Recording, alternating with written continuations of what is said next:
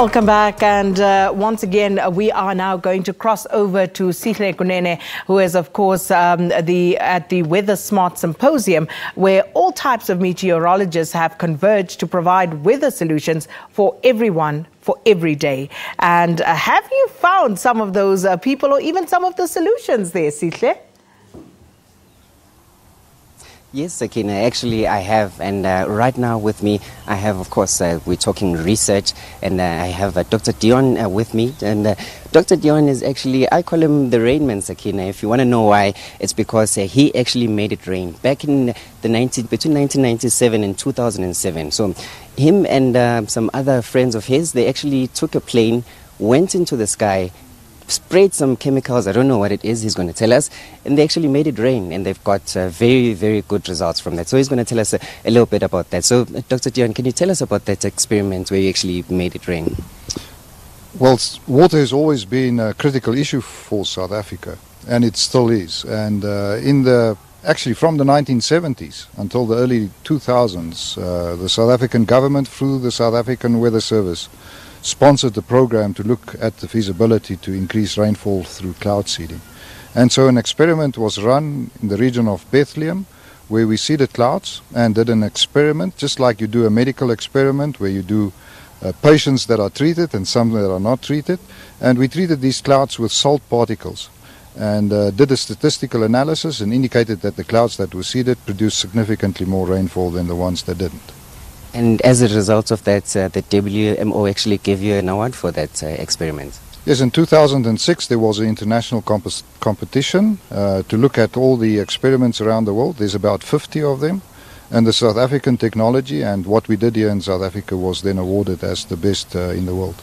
I mean, to actually do something so great, to make it cloud seeding, that's where you just spray, of course, your nuclei and make rain fall from clouds that's already there. In South Africa, we have lots of drought-stricken areas. Why hasn't that research been applied here in South Africa, given that we, of course, need the water? Well, there's still a lot of research that needs to be done, because it might be the first step to indicate that you can make an individual cloud rain more. But then to indicate that you make rain over an area more is a completely different ballgame. But that research is still continuing internationally, and hopefully we will one day benefit from the pioneering work that we did here in South Africa. Of course, we hope so. And speaking of course, the pioneering work, you continued on and went into the WMO, where you were head of research for many other research organizations and research projects. Anything that you can tell us from those research projects that's been applied here in Southern Africa or that's about to be applied? Yes, but firstly I want to say that South Africa and also the South African Weather Service are regarded as leaders in their own right in the world, and they contribute towards all these efforts. But of course we have friends around the world, and these networks are also really important for us as South Africans to implement the solutions for the future in terms of weather forecast, improving climate services, and also issues related to air quality and atmospheric composition. Thank you very much. That's Dr. Dion. But actually, I also have Mr. Lakin Zangan. I'm not sure if I said his name correctly. And he's also the head of research now at the South African Weather Service. And he's going to tell us a little bit about the research that's happening at the South African Weather Service. And given that this is the symposium and that's what we'll be talking about, so he's going to tell us a little bit about what's happening today. Can you tell us just what will be happening today, especially with the new research? Good morning, Sihle, and thank you very much for the opportunity. This is our second annual WeatherSmart Science Symposium, which started last year in 2018. And the purpose of the symposium is basically to ensure that the South African Weather Service is in a position where we can be able to share with the general public and with our stakeholders our recent research results, and to also interact with the stakeholders. Yes. So right now, given, of course, climate change is what a lot of people are talking about, is the Weather Service contributing to that international body of work? And what are you guys saying as the Weather Service when it comes to climate change? Well, Sihle, perhaps maybe one would have to start from the fact that the South African Weather Service operates several observation infrastructure throughout the country.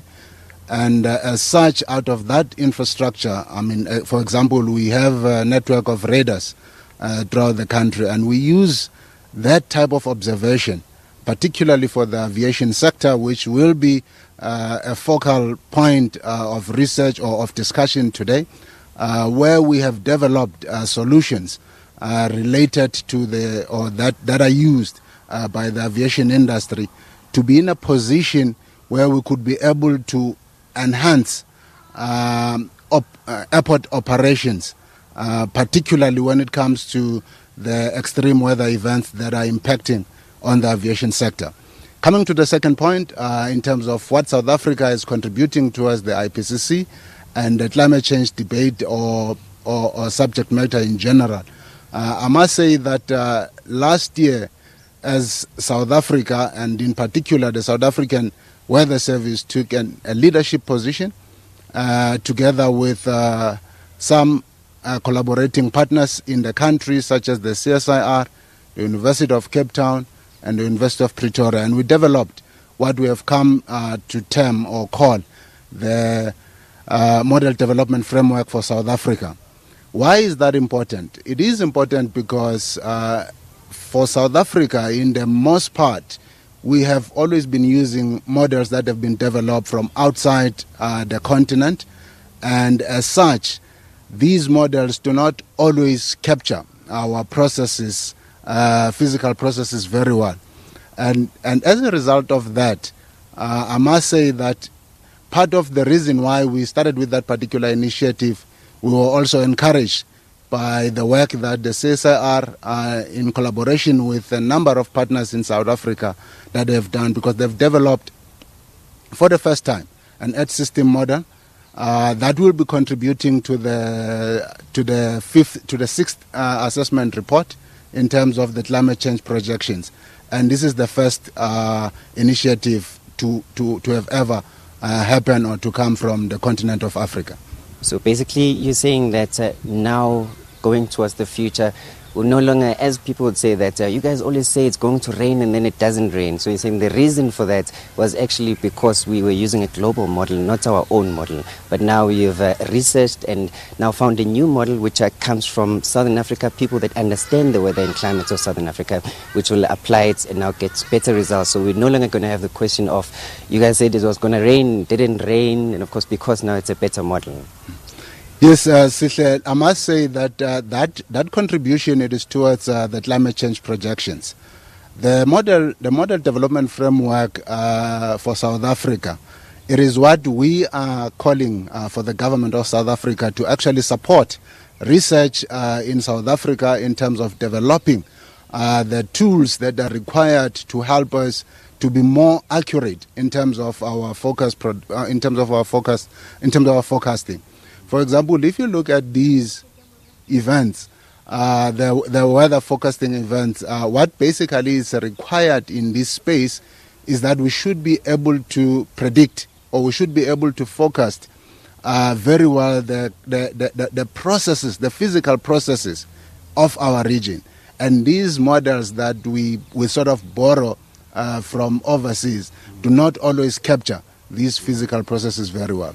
Well, there you have it. Thank you very much, Lucky. So you're saying we're definitely going to have better models in the future which give you, the viewer, actually better weather accuracy and everything that you need. I'm going to hand over back to Sakina now with the sports.